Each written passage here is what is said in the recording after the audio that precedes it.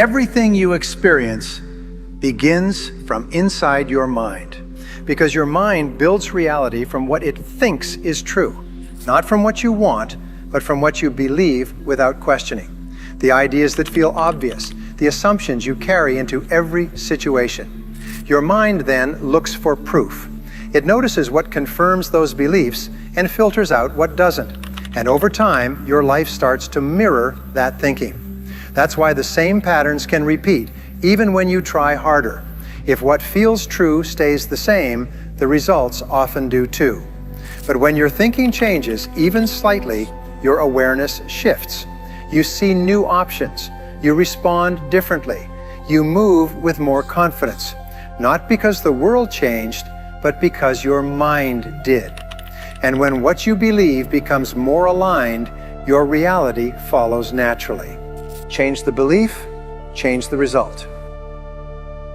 We don't see reality how it is. We see reality how we are. That's really the truth. So you have to think about what thoughts you do want to fire and wire in your brain. And a belief is just a thought you keep thinking over and over again. And you keep, with intention and with attention, keep installing the circuitry to remember to think that way. I swear your biology will be mapped as a thought. That would be the new voice in your head that said you can. Life is just one day. You're born in the one day, and you live in the one day. You die in the one day. Everything happening in the one day. Today is only your life. Yesterday is already dead. Too late. Tomorrow is not born. Too early. What you have is today. Today is the only life. Today is not the little part of life. Today is life. It's all. Yes. What if you're God and you come here to the earth, to the planet you created, and you meet your creations? And you walk up to your creation and you say, "Oh, creation, what do you think of this earth thing I've created for you?" And Inishir says, "Well, God, I'm glad you showed up. I got a bone to pick with you." I'm like, why, if you're God, why wouldn't you make the temperature nice all the time? Why do you have to make it so damn hot in the summer and so cold in the winter? Plus, you made all these irritating people who get in my way. You even built these little red ants. They're about this size. They bite my ass and it hurts. Why the hell did you do that? Now, if you're God and you create this beautiful place and you go to your creation and all they do is bitch and complain, how's that going to feel to you? You going to want to hang out with this person? Let's say you go to another one of your creations. You go, "Hey, I'm God. I'm your God. Just showed up to say hi. Want to know how you're doing here. What you think of this earth thing?" And the person says, "Oh my God, God, I can't believe it's you.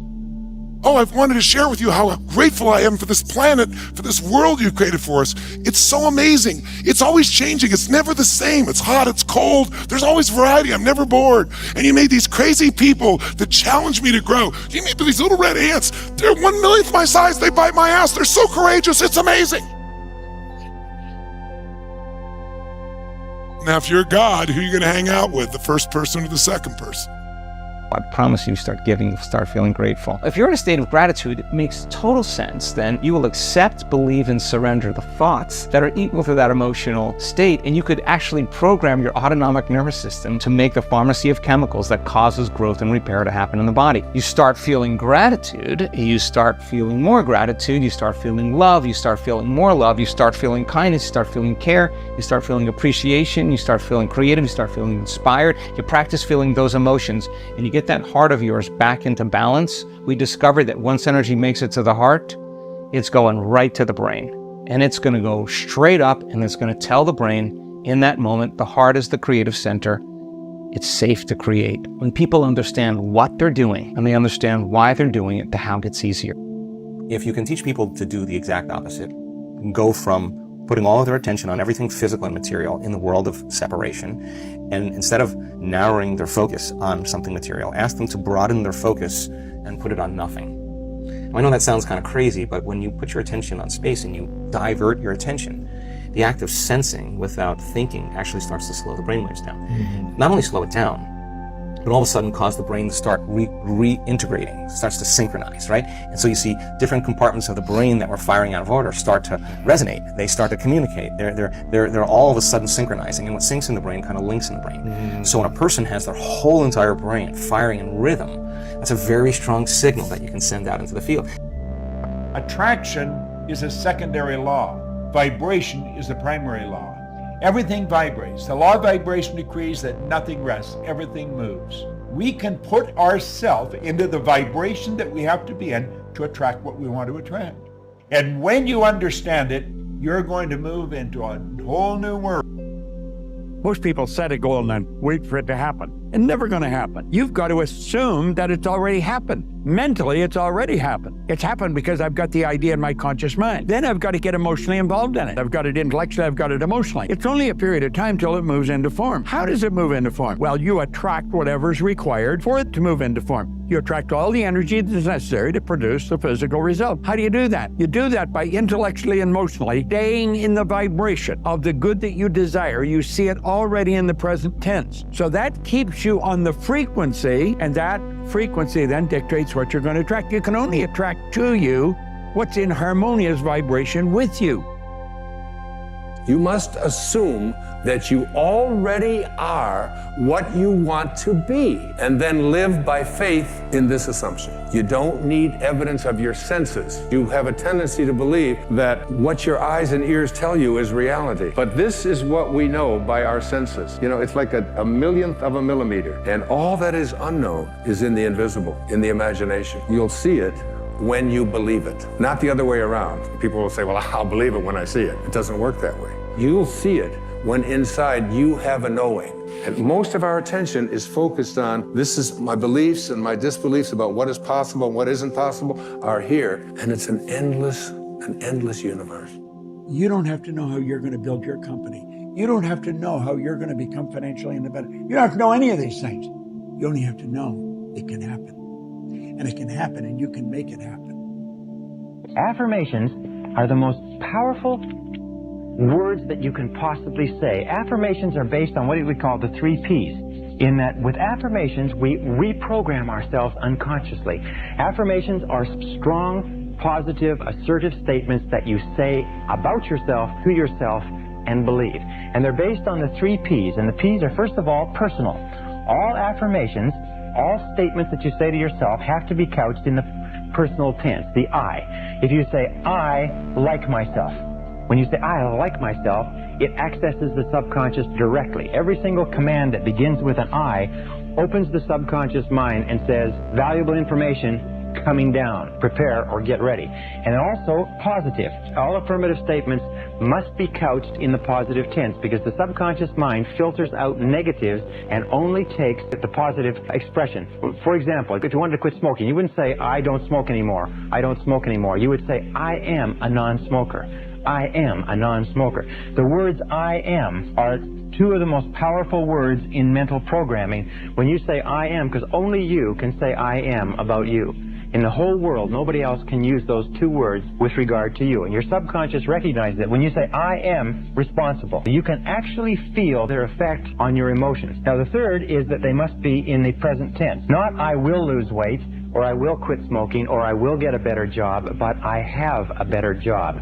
I weigh X number of pounds. I earn X number of dollars. Whatever it happens to be, you always place it in the present tense, because the subconscious mind can only take language that is couched in the now. Life is going to work out perfectly for you. All the right things are going to happen to you in your life. All the right people are going to enter your life, and all the wrong people are going to leave in your life. You're going to have a beautiful home in your life. You're going to have a great career throughout your life. You're going to waken up every day of your life next to the love of your life. You're going to have leisurely Sundays and terrific holidays. You're going to travel and see the world. You're going to meet incredible people in your life who can help, and who you will help in ways that you could never have believed possible. You're going to be recognized as a hugely successful person and appreciated for this ability you have to help others. Please don't worry. your life is going to work out perfectly. Now, I suggest that you read this to yourself every morning and last thing at night over the next 6 months, and the change that will happen to you will be unbelievable. Money is a reward received for service rendered. Be prepared to do more than you're being paid for. That is something that all successful people will tell you. Fall in love with what you're doing. Feel the demand.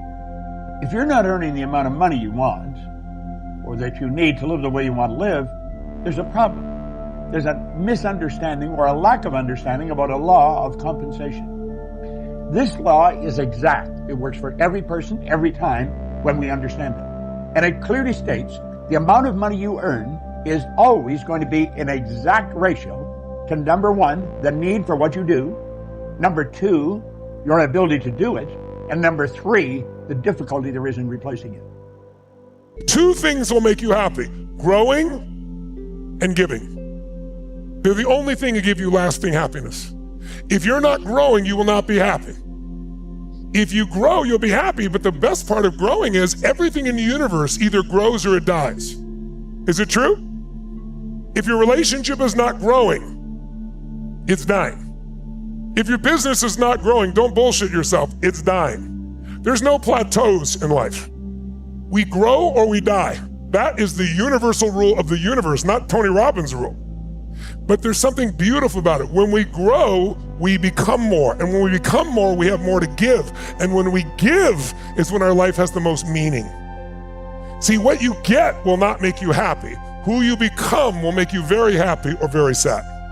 So if you want an extraordinary life, here's what I've learned. To have an extraordinary life, you have to become a creator, not a manager of your circumstances. My goal above all else is have you leave here where you have a compelling future and you're moving towards something that's the extraordinary life you want, and that you've made progress while you're here, massive progress. But also, what I want to make sure is you have a clear idea of what you need to become for a lasting life of success and fulfillment and joy and happiness. And that is changing from what most people are. Most people settle. Most people are managing what's going on, managing their head, managing emotion. They're not mastering it. If you master yourself, you become a creator. We were all created by something. I don't know what you believe, and I'm not here to tell you what you believe religiously. But how many know something created you? Make some noise if you got that. Call it God, call it the universe, call it whatever you want to call it. We were made for something, and we were made to create. We can create love or we can create pain. We can create joy or anger and rage. And every moment you have the ability to create. And it doesn't matter what happens in the outside world. If you have the outside will control you, then you're part of the culture and you will suffer. You're one of the many. If you're a leader, you create your own culture. You decide how your business is going to be, how you're going to be, how your family's going to be, regardless of what other people think or say. There's something inside you that decides, that owns it, that has an autonomy beyond any conditioning you've had in your life. Our mind is the control tower of our life. Whatever happens in our life starts right here. All of our decisions are there. And the truth is, whatever we are today is the result of what we've been thinking about all those years.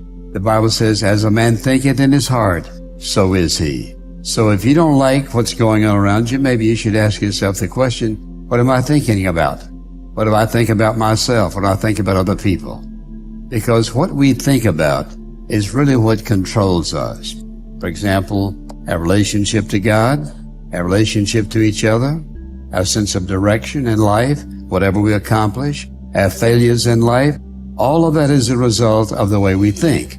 And oftentimes we forget that this is a control tower, that everything else is a result of how we think, controlling our thoughts, because this controls everything. What you created was not an accident. It was an activation of your conscious wishes, desires, and aspirations. You already did create heaven on earth. The issue is what happened to it, and I said, the interference from the subconscious mind. If you understand the programming and how that programming is the default behavior, and you understand how you can rewrite that programming, then you're given an opportunity to eliminate the negative programs in your subconscious that have been sabotaging you, and instead replace them with behaviors that correspond with your wishes and desires. And when you do that, so that your conscious mind and your subconscious mind have the same program, then guess what? At that moment, whether you're paying attention or whether you're not paying attention, you'll be engaged in the honeymoon experience. It never has to go away. The honeymoon is an experience that you could have your whole life. This is why we were here. We were here to create heaven on earth. The one time you did it is when you fell in love. It could have stayed that way if you understood the mechanisms we have described here.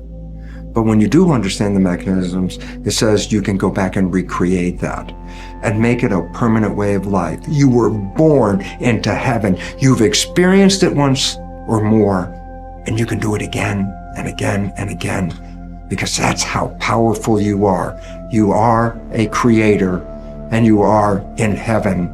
When you use your creation, you will manifest heaven every day in your life and enjoy the beauty of a living experience on this wonderful planet. Nothing can be achieved until first it's believed. You have to believe it to see it. Sometimes the easiest way to get what you want is to just start, to just take that first step. You can do and be anything that you want, no matter what. No matter what you've been told and conditioned to think growing up. Start from today to believe that you can. I want you to realize for the rest of your life, you have a job.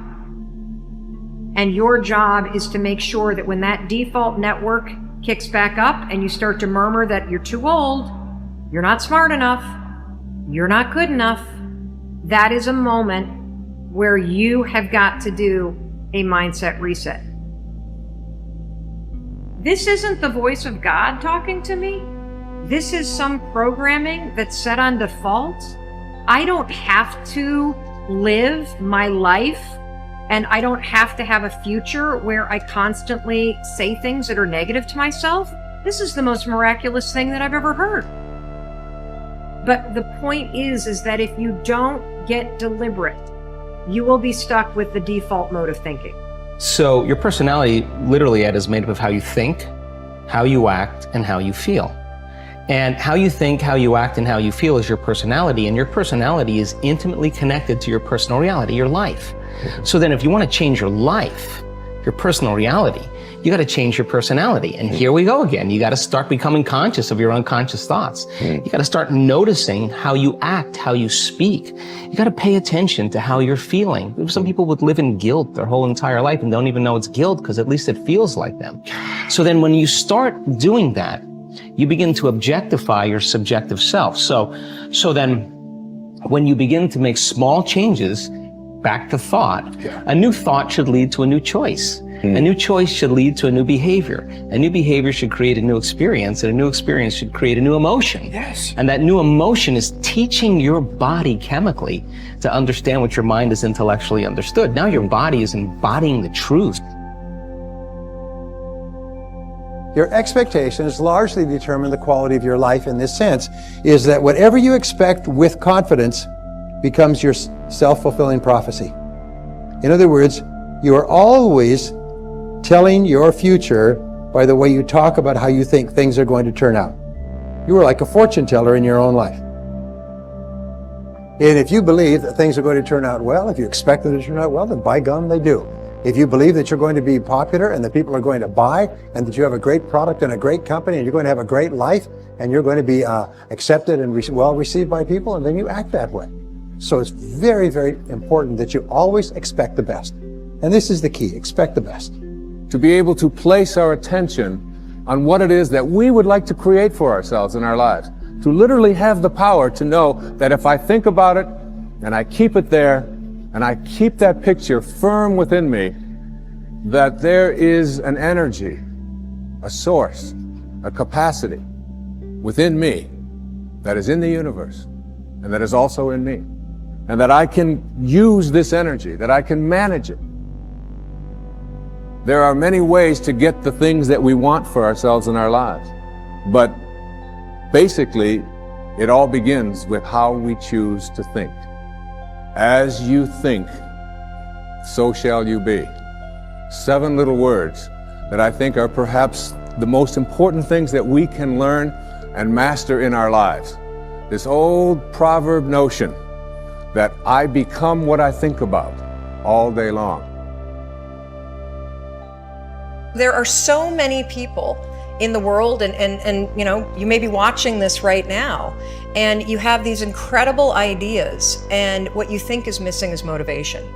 And that's not true. Because the way that our minds are wired, and the fact about human beings, is that we are not designed to do things that are uncomfortable or scary or difficult. Our brains are designed to protect us from those things because our brains are trying to keep us alive. And in order to change, in order to build a business, in order to be the best parent, the best spouse, to do all those things that you know you want to do with your life, with your work, with your dreams, you're going to have to do things that are difficult, uncertain, or scary, which sets up this problem for all of us. You're never going to feel like it. Why is it so hard to do the little things that would improve my life? Is waking up and realizing that I'm never going to feel like doing the things that are tough or difficult or uncertain or scary or new. So I need to stop waiting until I feel like it. And number 2, I am one decision away from a totally different marriage, a totally different life, a totally different job, a totally different income. Whatever you don't use, you lose. Lack of use causes loss. On this planet. Maybe not the next one, but on this one. It's time to get real. It's time to get raw. It's time to look ourselves in the mirror and come to the resolve that this version of ourself is not going to carry us in the stretch. I've been this version of myself long enough that if I don't change, if I don't do something about this, then I'm going to find myself bankrupt. Having that faith, that vulnerability to just see things that are hard to see. You got to get comfortable being uncomfortable. So can you handle the truth? It's a question. And if you can't, then if you see that, then you can say, well, if I'm going to change, I'm going to have to figure out how to deal with that discomfort until the point that I can see what I need to see, then I can change it. So it's the persistence of continuing to do something until you can do it. Can't is not an option. It's either I will or I won't. I know I can, but I will or I won't, you know, and that's the thing. And in some cases, you may try your hardest and you just don't win, or you don't pass a test, or you don't succeed. That's part of life. Understanding it's going to take hard work, discipline, and learning how to work with other people in order to get to the next level. There's not other people that aren't holding you back. Your boss isn't holding you back. Your parents aren't holding you back. Those are excuses. To me, there's no such thing as luck, okay? All luck is preparation meeting opportunity. Plain and simple. Once I realized that I could get better at anything, it dawned on me that how I spend my time is a spiritual consideration. And I didn't want to die with potential that I failed to turn into skill set. That to me, that speaks to me. How much of my potential can I actually turn into skill set and get good at this stuff and push and grow and improve? Like, that to me is just this incredibly intoxicating loop. As long as you got air in your lungs, you have an opportunity to improve your current situation. So human up. Accept the challenge, change your associations, and soon you will find yourself receiving accolades and congratulations. But first you gotta say I do to the new you and commit to a lifetime of small wins that at times will seem meaningless and pointless. It's about how hard you can get hit and keep moving forward, how much you can take and keep moving forward. You have to electrify and get all the things that are necessary within you to start doing the things that you need to do. So when the time comes, you can kick down that door and move towards the possibilities of being the best of who you really are. learning how to concentrate, learning how to focus in, deciding that you're going to focus to develop your skills. You'll be surprised of the ideas that will come to you, of the people that you'll be able to attract, of the opportunities that you'll be able to see. You'll begin to see things that have been standing there looking you in the face and say, I can't believe this has been here all this time. Resolve to focus on the solution and what can be done now rather than on what happened and who's to blame. Think in terms of the actions you can take to resolve the situation rather than what went wrong and who's to blame. To remain optimistic, look for the good in every situation. When you look for something good, you will always find something good. Furthermore, while you're looking for something good, because your conscious mind can hold only one thought at a time, you will automatically become positive, optimistic, and back in full control. Seek the valuable lesson in every problem or difficulty. Every setback you face contains one or more lessons that have been sent to you to help you be more successful in the future. The difference between successes and failures is simple. Failures feel sorry for themselves when things go wrong, whereas successful people look for the valuable lesson they can learn that will help them in the future. Norman Vincent Peale used to say, when God wants to send you a gift, he wraps it up in a problem. The bigger the gift that God wants to send you, the bigger the problem he wraps it up in. Instead of concentrating on the problem, look for the gift. Wonderfully enough, you will always find it.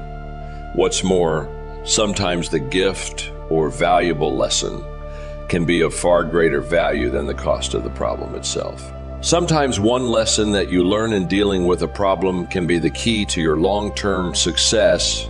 As Napoleon Hill wrote, within every problem or obstacle lays the seed of an equal or greater opportunity or benefit. Your job is to find it. Continually think of yourself as a strong, powerful, resolute person in the face of adversity. In the First World War, a British general was described by his superiors.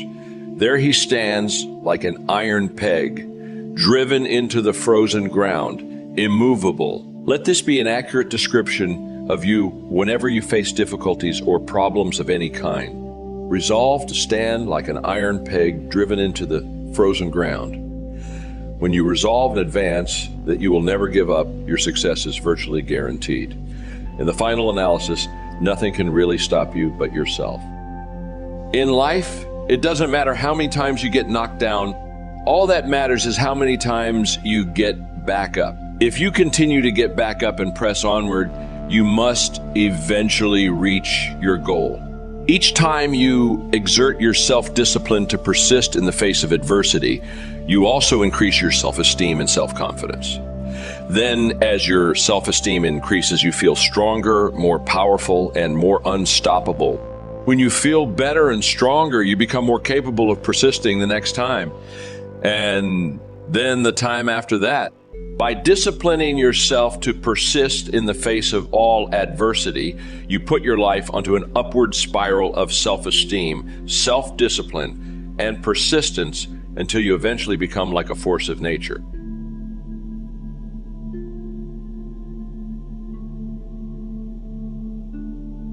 The term mental strength refers to the internal power that drives you to complete a particular action, task, or goal. If you're an athlete, it may involve sports and summoning up the energy to finish that last stretch across the finish line. Business acquaintances usually call on their mental strength to close the final deal or complete a business presentation with rave reviews, focusing on receiving immediate orders.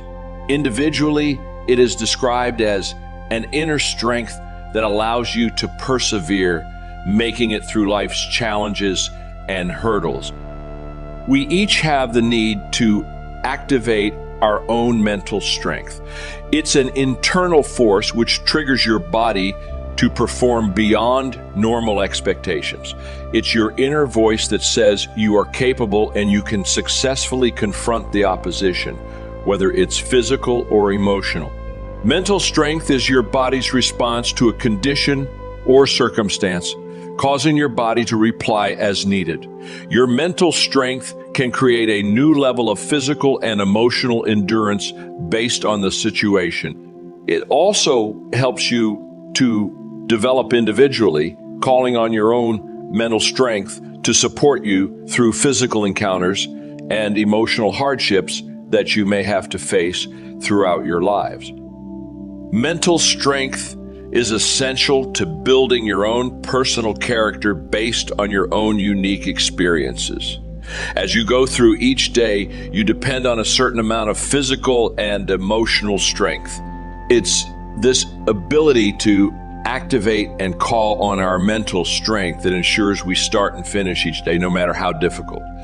It's what brings us back to the starting point to begin another day and face the ordeals that are imposed by the world and ourselves. It's the same voice that listens when you have fallen and allows us to sulk rather than agonize over what you failed to accomplish. Our mental strength allows you to accept your weaknesses and focus on turning them into strengths. It gives you the ability to make a decision to move forward with the aptitude to make noticeable differences within your environment and yourself. Mental strength builds your self-reliance in making decisions based on your inner awareness, while at the same time increasing your physical and emotional health. When you are feeling healthy and confident, you actually improve your own mental strength, building your level of competence and strengthening your body's ability to confront and deal with life's next adventure or challenge.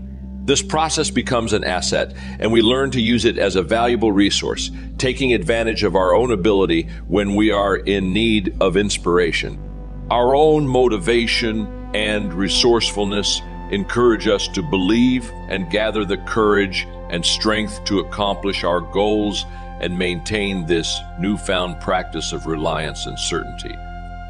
As we continue to develop our mental strength, we begin to understand how capable we are of achieving and completing our goals or tasks, whether it's simply getting through each day or attaining new levels of success.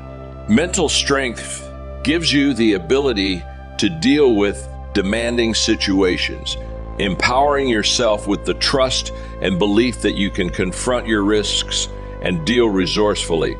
It creates your willpower to finish the race, the self-discipline to maintain a diet and exercise routine for your own well-being. It acknowledges that you are not perfect, but you can become stronger and face the endeavors no matter how tough they appear in the beginning. Mental strength confirms your need to know your own limits and how far you can push past those boundaries to create new ones. It's what gives you the ability to dream and focus on what needs to be done, generating the energy both physically and emotionally to sustain. It produces the inner strength to move past adversity and disadvantages that have held you back before. You can improve and reinforce your mental strength each day, ensuring that each time you call for help, your brain instantly activates your body's response. You need to challenge yourself slowly over time so that your body automatically enables your brain to consider the existing response or execute a newly planned reaction to realize a successful solution. Once you become conscious of your mental strength, you'll begin to develop a habit that consistently improves the results and the outcome. At some point, your mental strength becomes stronger and faster through practice, exercise, and repeat functions. Your concentration improves, as does your memory from past experiences, taking the good conclusions and building endurance for the future, while remembering the less successful results and replacing them with proven achievements. How do you make the most of your mental strength? Challenge yourself each day. Promise to consider an alternative to old habits that didn't work and implement new ones that do work. You need to listen carefully to your brain and believe that your body will respond, because it's already been proven that you can endure to face the challenges within your life. Take your disappointments as a new challenge. Keep your brain active by focusing on one thing at a time before you move on to the next challenge to ensure the desired results. Maintain a healthy balance of thought no matter what you encounter by simply engaging your mental strength every day of your life. A big part of life is not so much what happens to us, but how we respond to it. Having negative attitudes and behavior will lead us to having a negative life. Having ups and downs is a regular part of life, and while depression is a very real condition, you do not always have to act depressed. Having a positive attitude about life and events can make living more enjoyable for yourself and the people around you. If you want to easily improve your life, having a positive mindset makes that possible. Being positive is more than just an idea.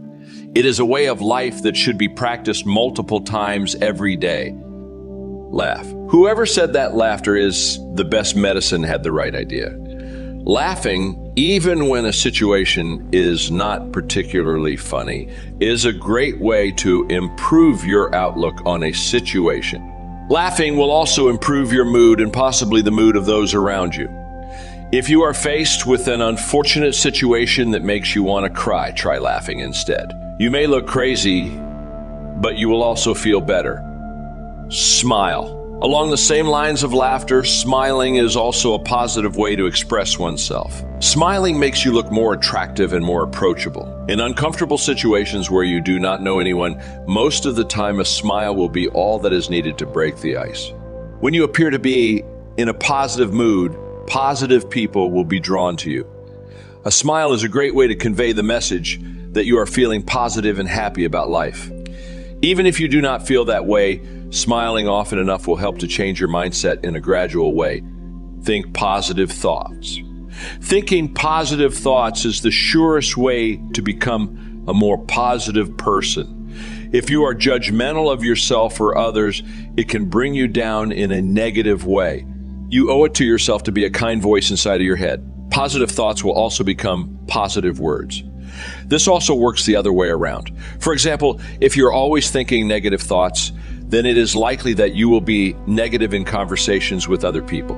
However, if you are always thinking positive, then you will be bringing positive vibes into conversations. Hang out with positive people. If you keep constant company with people who are always negative, then it is likely that you will become negative yourself. The best way to avoid this is to hang around people who you respect and who you would not mind picking up habits from. Positive people usually hang out with others who are positive, so if you would like to hang out with other positive people, then you should also have that same attitude. Take care of yourself. Eating a healthy diet, not smoking, and not drinking heavily can have positive effects on your mood and mindset. When you take time to do what is best for your body, you will start to feel better about yourself. Feeling better about yourself will make you a more confident and positive person. Encouraging others to do the same is a great way to build a positive community with like-minded individuals. Relax. Taking time to focus on yourself and relax is a great way to get centered and refocus on your purpose in life. We all have tough days, however. If you take a few moments to meditate, the positive things in your life will begin to come into focus. Life is stressful, and it is important to find some moments every day or evening to let go of the stress. Doing yoga, listening to relaxing music, or practicing another hobby is also a great way to bring some positive thoughts into your mind in a productive way. Love your family. Your family is with you no matter what. Taking some time to appreciate them and show your love to them is one of the most positive things that you can do for them and yourself.